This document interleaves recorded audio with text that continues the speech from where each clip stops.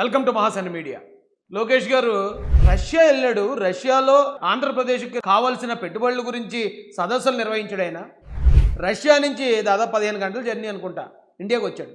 వచ్చిన వెంటనే ఇక్కడ స్టీల్ ప్లాంట్లో దొరకడం జరిగింది. మన ప్రజలు కొంతమంది చనిపోయారు, కొంతమంది గాయాలు పాలయ్యారని తెలుసుకుని వెంటనే అక్కడి నుంచి బయలుదేరి ఆయన వైజాగ్ వచ్చి, ఆయన ఎక్కడో రష్యా నుంచి వచ్చి లోకేష్ గారు వెళ్ళారు. వెంటనే ఇక్కడే కదా ఉన్నారు జగన్ గారు. జరిగిన వెంటనే ఎందుకు వెళ్ళలేదు? జరిగిన వెంటనే అక్కడికి వెళ్ళి ఖాళీగానే కదా ఉన్నాడు. పైగా జగన్మోహన్ రెడ్డి గారు ఇప్పుడు ఒక పులివెందుల ఎమ్మెల్యే గారు మాత్రమే, ఆయన ఖాళీగా ఉన్నాడు. దుర్ఘటన జరిగిన ఎందుకు వెళ్ళదా? ఎందుకు ఎన్ని రోజులు పట్టింది? ఈవేళ బాగా హాయిగా రెస్ట్ తీసుకుని 2-3 రోజులు దీన్ని ఎలా చేయాలి, ఏం చేయాలి, ఈ శవ రాజకీయాన్ని మనం ఎలా ఉపయోగించుకోవాలి, ఆ యాక్సిడెంట్ని కూడా కూటమి ప్రభుత్వానికి ఎలా అంటకట్టాలి, ఇవన్నీ కూడా ఐపాక్లతో కూర్చుని ప్లాన్లు రచించిన జగన్మోహన్ రెడ్డి గారు ఈవేళ వైజాగ్ వచ్చారు. ఏమండి ఎందుకే? ఇప్పుడు ఎవరైనా ఒకరు చనిపోయారంటే, అది మన బంధువులు చనిపోయారంటే పరామర్శకు ఎలా వెళ్తామండి? మనం ఉన్న పళంగా లెగిసి వెళ్తాం, ఉన్న పళంగా వెళ్తాం తప్ప 2-3 రోజులు పోయాక బాగా తెక్క తెచ్చుకున్న తర్వాత వెళ్ళాం కదా. ఈవేళ వెళ్ళారు. వెళ్ళడంతో ఎలా వెళ్ళారు తెలుసండి? ఇంత దరిద్రం ఏ రాష్ట్రంలోనూ ఉండదు అనుకుంటానండి. వైఎస్ జగన్ నినాదాలతో ఎయిర్పోర్ట్ ప్రాంగణం అంతా కూడా హోరెత్తిపోతుంది. పెద్ద ఎత్తున కామన్ అరైవల్స్ దగ్గర వైఎస్ఆర్సీపీ శ్రేణులంతా కూడా ఘన స్వాగతం పలికేందుకు సిద్ధంగా ఉన్నారు. మనం విజువల్స్ లో చూస్తే కనుక పూర్తిగా సాక్షి టీవీ వాళ్ళండి, ఇలా బతుకు సిగ్గుందో లేదో కూడా తెలియదు నాకు. పరామర్శకి అక్కడ చనిపోయిన కుటుంబాలను పరామర్శకు వెళ్తూ ఉంటే కామన్ అరైవల్ దగ్గర ఘన స్వాగతమా? ఘన స్వాగతం పలకడానికి ఆ లోకల్లో ఉన్న వైసీపీ ఎమ్మెల్యే అభ్యర్థులకి జనాన్ని పోగేయమని వాళ్ళకి టార్గెట్లా?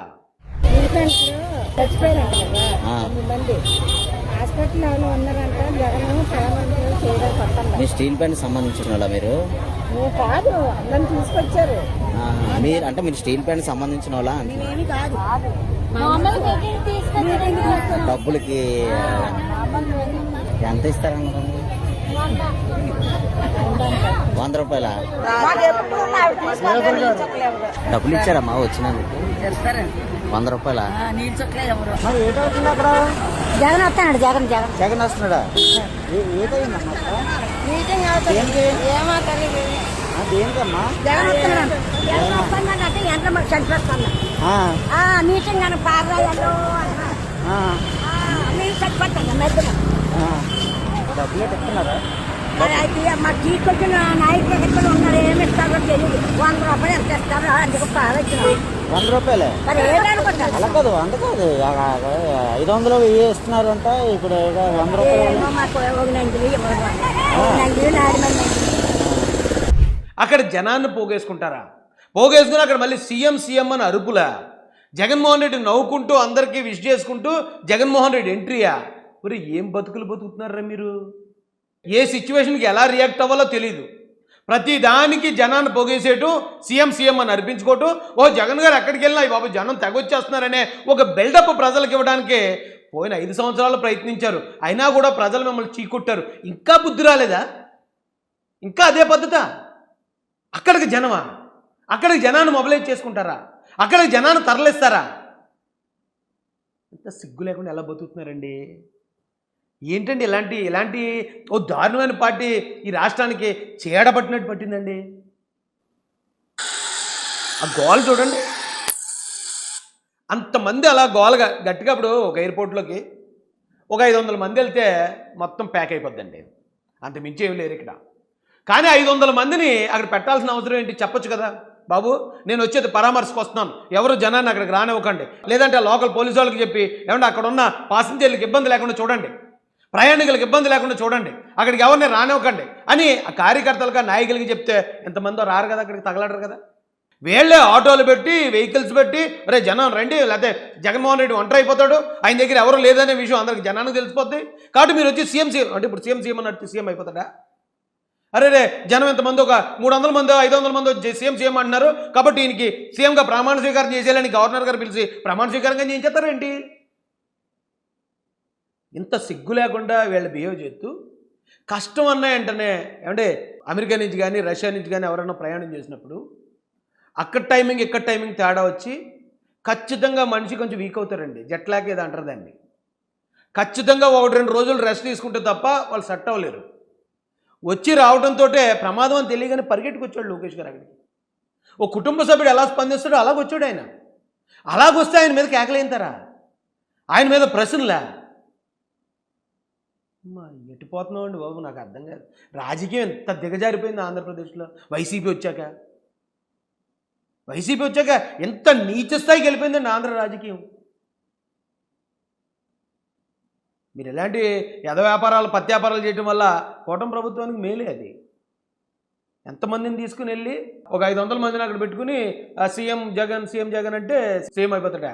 అరే రే రే, ఈ విషయం ఇప్పుడు దాకా తెలియక ఈ ఎలక్షన్ ప్రాసెస్, ఎలక్షన్ కమిషను, మళ్ళీ ఓట్లు, ఎలా ఎలక్షన్ డ్యూటీకి ఏమో ఎంప్లాయీస్, పోలీసులు, అరే రే తెలియలేదురా బాబు ఇప్పుడు దాకానే. ఎయిర్పోర్ట్లో దిగినంటే సీఎం అని చెప్తే సీఎం అయిపోతారని. రష్యా నుంచి వచ్చిన లోకేష్ గారు ఇమ్మీడియట్గా వెళ్తే లోకల్లో ఉన్న జగన్ గారు ఇప్పుడు వెళ్తున్నారు. ఇప్పుడు నిజంగా ప్రజల మీద అంత ప్రేమ ఉంటే దుర్ఘటన జరిగిందని నేను ఖాళీగానే కూర్చున్నాం కదా. ఖాళీగా కూర్చున్నప్పుడు పరిగెట్టుకు వెళ్ళడానికి ఏమైంది?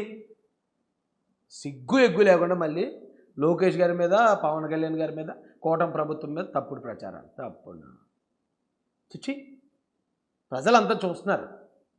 ప్రజలైతే అంతా చూస్తున్నారు, వాళ్ళంతా అర్థం చేసుకున్నారండి.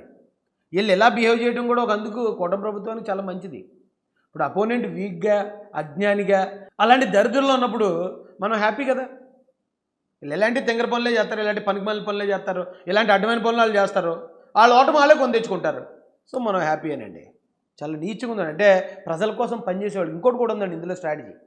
ఎప్పుడైతే ఏ ఇష్యూ జరిగినా లోకేష్ గారు, పవన్ కళ్యాణ్ గారు, చంద్రబాబు నాయుడు జనాల్లోకి వచ్చేస్తున్నారు. జనంలోకి వచ్చేస్తుంటే జనాలకు బాగా కనెక్ట్ అయిపోతున్నారు. ఎందుకంటే గతంలో జగన్మోహన్ రెడ్డి వచ్చేవాడు కాదు. అతను రావాలంటే పరదాలు కట్టాలి, చెట్లు కొట్టాలి, బోళ్ళంత సెక్యూరిటీ ఉండాలి, ఎవరిని దగ్గరికి రానివ్వకుండా అబ్బో పెద్ద మ్యాటర్ ఉండేది. ఇప్పుడు వీళ్ళు అలా కాదు, పబ్లిక్లో కామన్ మ్యాన్లో తిరిగేస్తుంటే వీళ్ళని ఎలాగన్నా ఆపాలి, జనంలోకి వెళ్ళనివ్వకూడదు అంటే ఇలాగ ఒకళ్ళిద్దరితో అవమానం పరిచేస్తే అరే మనకు అక్కడ అవమానం జరుగుతుందని వీళ్ళు ఆగిపోవాలి. బాధితులకు న్యాయం జరగకూడదు. బాధితులకు న్యాయం జరగకపోతే కూటమి ప్రభుత్వం న్యాయం చేయలేదని అప్పుడు టార్గెట్ చేయొచ్చు. లేదు ఇప్పుడు వీళ్ళు వచ్చి న్యాయం చేసేస్తున్నారు, బాధితులకు న్యాయం జరిగిపోతుంది, ప్రజలందరూ చూసేస్తున్నారు, అవి బాబు మళ్ళీ వీళ్ళకి చాలా పెద్ద పేరు వచ్చేస్తుంది కూటమి ప్రభుత్వానికి, మరి ఎలాగన్నా ఆపండి అని ఇలాంటి పనికిమాలిన వ్యాపారాలు, పనికిమాలిన పత్తి వ్యాపారాలు. ఆ కుటుంబానికి న్యాయం చేయలేక ఒక పెద్ద మనిషి వచ్చి అక్కడ కూర్చొని మాడుతూ ఉంటే ఆయన్ని తిట్టించడం అంటే దాని అర్థం ఏంటి? దాని వెనకాల అంతరార్థం ఏంటి? ఆ కుటుంబానికి న్యాయం జరగకుండా అక్కడి నుంచి ఈయన కోపం వచ్చి లేచి వెళ్ళిపోవాలి. బాధిత కుటుంబాలకు న్యాయం జరగకూడదు. న్యాయం జరగకపోతే అప్పుడు రాజకీయం చేసుకుంటారండి. ఈయనేమో వెళ్ళి ఆ ప్రతిపక్షం కూడా కాదులేండి, పనికిమాలిన పక్షం అది. వాళ్ళకి అవకాశం ఇవ్వకుండా వీళ్ళన్నీ న్యాయం చేసుకుంటూ ఇన్ టైంలో వెళ్ళిపోతూ ఉంటే మరి ఇంకా వాళ్ళకి పనే ఉంది? వైసీపీ వాళ్ళకి చిడతలు కొట్టుకుంటూ లేదా బొచ్చులు వాయించుకుంటూ ఉండాల్సి వస్తుంది వాళ్ళు. అందుకని వీళ్ళని జనంలోకి రానివ్వకుండా, వెంటనే పరిష్కారాలు రానివ్వకుండా, బాధితులకు సహాయం అందకుండా ఉండాలంటే వీళ్ళ బయటకు వచ్చినప్పుడు ఇలా తిట్టించాలి, ఇలాగ అవమానపరచాలి. అప్పుడు వాళ్ళు బయటకు రావడం మానేస్తారనే ఒక పనికిమాలిన పకోడీ స్ట్రాటజీ ఇది. 1980లో ఉండేది ఇది కొంచెం అడ్వాన్స్డ్గా ట్రెండ్లోకి రండిరా బాబు.